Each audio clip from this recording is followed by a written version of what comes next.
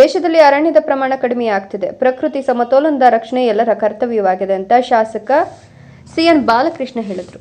ಚನ್ನರಾಯಪಟ್ಟಣದ ಬೆಳಸಿಂದ ಶ್ರೀವನದಲ್ಲಿ ಅರಣ್ಯ ಇಲಾಖೆ ಆಯೋಜಿಸಿದ್ದ ಚಿನ್ನರ ವನದರ್ಶನ ಕಾರ್ಯಕ್ರಮದ ಪ್ರವಾಸಕ್ಕೆ ಹೊರಟ ಬಾಗೂರು ಸರ್ಕಾರಿ ಪ್ರೌಢಶಾಲೆಯ ಮಕ್ಕಳಿಗೆ ಪರಿಸರ ಕುರಿತಾದ ಕಿಟ್ ಅನ್ನು ವಿತರಿಸಿ ಮಾತನಾಡಿ, ಅರಣ್ಯ ಇದ್ರೆ ಉತ್ತಮ ಗಾಳಿ ಮಳೆ ಆಗ್ತದೆ. ಮನುಷ್ಯ ಹಾಗೂ ಪ್ರಾಣಿಗಳ ನಡುವೆ ಸಂಘರ್ಷ ಆಗಬಾರದು. ಮರಗಿಡಗಳ ಹಾಗೂ ಪ್ರಾಣಿಗಳ ಸಂಕುಲ ಉಳಿಸಬೇಕು. ಕಾಡಿನಂಚಿನ ಪ್ರದೇಶಗಳಲ್ಲಿ ಭೂಕಬಳಿಕೆ, ಮಾನವ ಪ್ರಾಣಿ ಸಂಘರ್ಷವೂ ಆಗ್ತಿದೆ. ಇದು ನಿಲ್ಲಬೇಕು. ಭವಿಷ್ಯದ ದೃಷ್ಟಿಯಿಂದ ಮಕ್ಕಳಿಗೆ ಈ ರೀತಿ ವನದರ್ಶನ ಕಾರ್ಯಕ್ರಮ ಅರಣ್ಯ ಇಲಾಖೆ ಹಮ್ಮಿಕೊಂಡಿದೆ. ಮಕ್ಕಳಲ್ಲಿ ಪರಿಸರದ ಬಗ್ಗೆ ಜಾಗೃತಿ ಉಂಟು ಮಾಡುತ್ತಿದೆ. ಇದೀಗ ಬೆಳಸಿಂದ ವನ ಪ್ರವಾಸಿಗರನ್ನ ಆಕರ್ಷಿಸುತ್ತಿದೆ ಅಂತ ಹೇಳಿದ್ರು. ಅರಣ್ಯ ಇಲಾಖಾ ಅಧಿಕಾರಿ ಎಸಿಎಫ್ ಖಲಂದರ್ ಮಕ್ಕಳಿಗೆ ಪರಿಸರ ರಕ್ಷಣೆ ಬಗ್ಗೆ ಮಾಹಿತಿ ನೀಡಿ, ತಾಲೂಕಿನಲ್ಲಿ 4% ಮಾತ್ರ ಅರಣ್ಯ, ರಾಜ್ಯದಲ್ಲಿ 19% ಮಾತ್ರ ಇದೆ. ಕಾಡನ್ನು ಉಳಿಸಬೇಕು, ಮರಗಿಡಗಳನ್ನು ರಕ್ಷಿಸಬೇಕು. ಮಕ್ಕಳಲ್ಲಿ ಪರಿಸರ ಜ್ಞಾನ ಬೆಳೆಸಲು ಈ ರೀತಿಯ ಕಾರ್ಯಕ್ರಮಗಳನ್ನು ಹಮ್ಮಿಕೊಳ್ಳಲಾಗಿದೆ ಅಂದರು. 1.5 ದಿನಗಳ ಪ್ರವಾಸದಲ್ಲಿ ಬಾಗೂರು ಸರ್ಕಾರಿ ಪ್ರೌಢಶಾಲೆಯ 52 ವಿದ್ಯಾರ್ಥಿಗಳು ಪಾಲ್ಗೊಂಡಿದ್ದು, ಪರಿಸರ, ಕಾಡು ಪ್ರಾಣಿಗಳ ಬಗ್ಗೆ ಅರಣ್ಯ ಇಲಾಖೆಯ ಸಂಪನ್ಮೂಲ ವ್ಯಕ್ತಿಗಳು ಮಾರ್ಗದರ್ಶನ ನೀಡಲಿದ್ದಾರೆ. ಚಿನ್ನರ ದರ್ಶನ ಕಾರ್ಯಕ್ರಮದ ನೇತೃತ್ವವನ್ನು ವಹಿಸಿರುವಂಥ ನಮ್ಮ ಎಸಿಎಫ್ ಶ್ರೀ ಖಲಂದರ್ ಅವರೇ, ಮಂಜಣ್ಣವರೇ ಹಾಗೂ ಅರಣ್ಯ ಇಲಾಖೆಯ ಎಲ್ಲ ಅಧಿಕಾರಿ ವರ್ಗದವರೇ, ನೌಕರ ವರ್ಗದವರೇ, ನಮ್ಮ ಬಾಗೂರು ಸರ್ಕಾರಿ ಪ್ರೌಢಶಾಲೆಯ ನೆಚ್ಚಿನ ವಿದ್ಯಾರ್ಥಿನಿಯರೇ, ಮುಖ್ಯೋಪಾಧ್ಯಾಯಿನಿಯರೇ, ಮಾಧ್ಯಮದ ಮಿತ್ರರೇ, ಈ ಒಂದು ಶುಭ ದಿವಸ ಒಂದು ಇಲಾಖೆಯ ಮಾರ್ಗದರ್ಶನದಂತೆ ಇವತ್ತು ಚಿನ್ನರ ದರ್ಶನ ಎಂಬತಕ್ಕಂಥ ಕಾರ್ಯಕ್ರಮವನ್ನು ಆಯೋಜನೆ ಮಾಡಿ ಮಕ್ಕಳಿಗೆ ಅರಣ್ಯದ ಬಗ್ಗೆ ಪೂರ್ಣ ಮಾಹಿತಿಯನ್ನು ಒದಗಿಸ್ತಕ್ಕಂಥದ್ದು, ಅರಣ್ಯ ಏನಕ್ಕೆ ಬೇಕು, ಏತಕ್ಕೋಸ್ಕರ ಬೇಕು, ಅರಣ್ಯದಿಂದ ಆಗುವಂಥ ಪ್ರಯೋಜನಗಳೇನು ಎಂಬತಕ್ಕಂಥದ್ರ ಬಗ್ಗೆ ಪೂರ್ಣ ಮಾಹಿತಿಯನ್ನು ಒಳಗೊಂಡಂಥ ಒಂದು ಕಿಟ್ಟನ್ನು ಕೂಡ ನಾವು ವಿಶೇಷವಾಗಿ ಇವತ್ತು ಇಲಾಖೆ ವತಿಯಿಂದ ವಿತರಣೆಯನ್ನು ಮಾಡಿದ್ದೇವೆ. ಏಕೆಂದರೆ ಊರಿಗೊಂದು ವನ ದೇಶಕ್ಕೊಂದು ನೀರು ಅಂತಕ್ಕಂಥ ಒಂದು ಗಾದೆ ಇದೆ. ಆ ಹಿನ್ನೆಲೆಯಲ್ಲಿ ಇವತ್ತು ಅರಣ್ಯದ ಪ್ರಮಾಣ ಇವತ್ತು ಕಡಿಮೆ ಆಗ್ತಾಯಿದೆ.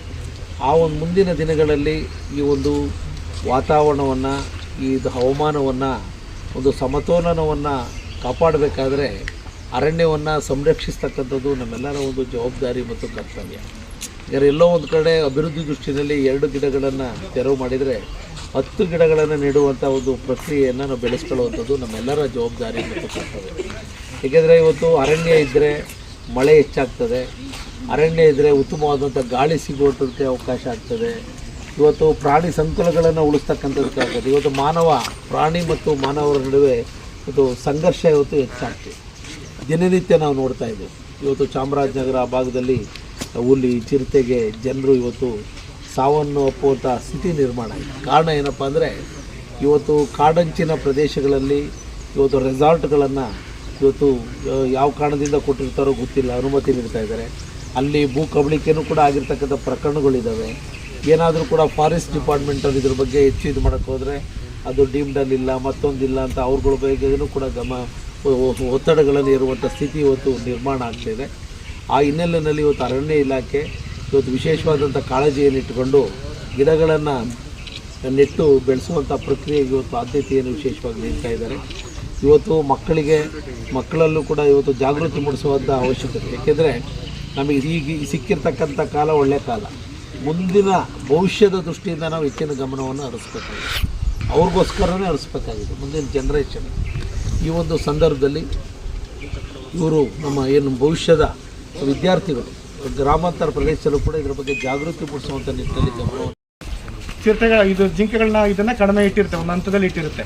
ಪೂರ್ತಿ ತಿಂದು ಖಾಲಿ ಮಾಡೋಕ್ಕಾಗಲ್ಲ ಯಾವ ಪ್ರಾಣಿಗೂ. ಅದಕ್ಕೆ ಯಾವಾಗಲೂ ಹುಲ್ಲು ಮೇಯ್ತಾವಲ್ಲ ಅದ್ರ ಸಂಖ್ಯೆಗಳು ಜಾಸ್ತಿ ಇರ್ತವೆ. ನೀವೆಲ್ಲ ಕಾಡಿಗೆ ಈಗ ಹೋಗ್ತೀರ ಮುತ್ತೋಡಿಗೆ, ನಿಮಗೆಲ್ಲ ತುಂಬ ಜಿಂಕೆಗಳು ಕಾಣಿಸುತ್ತೆ. ಹುಲಿ ಕಾಣಿಸೋದು ಡೌಟು, 1, 2, 3 ಇರುತ್ತೆ. 1000 ಜಿಂಕೆಗಳಿಗೆ 2 ಹುಲಿ ಇರುತ್ತೆ ಅಷ್ಟೇ, ಆಯಿತಾ? ಅಷ್ಟನ್ನ ಕಂಟ್ರೋಲ್ ಮಾಡುತ್ತದು. ಯಾವುದ್ರದ್ದು ಸಂತತಿನ ಜಾಸ್ತಿ ಆಗೋಕ್ಕೂ ಬಿಡಲ್ಲ, ಕಡಿಮೆ ಆಗೋಕ್ಕೂ ಬಿಡಲ್ಲ. ಅಷ್ಟು ನೀಟಾಗಿ ಮೇಂಟೈನ್ ಆಗುತ್ತೆ. ಇದರಲ್ಲಿ ಯಾವುದೋ ಒಂದು ತೆಗೆದ್ರಿ, ಹುಲಿ ಸತ್ತೋಯ್ತು ಅಥವಾ ಚಿರತೆ ಸತ್ತೋಯ್ತು ಅಂದ್ಕೊಳ್ಳಿ.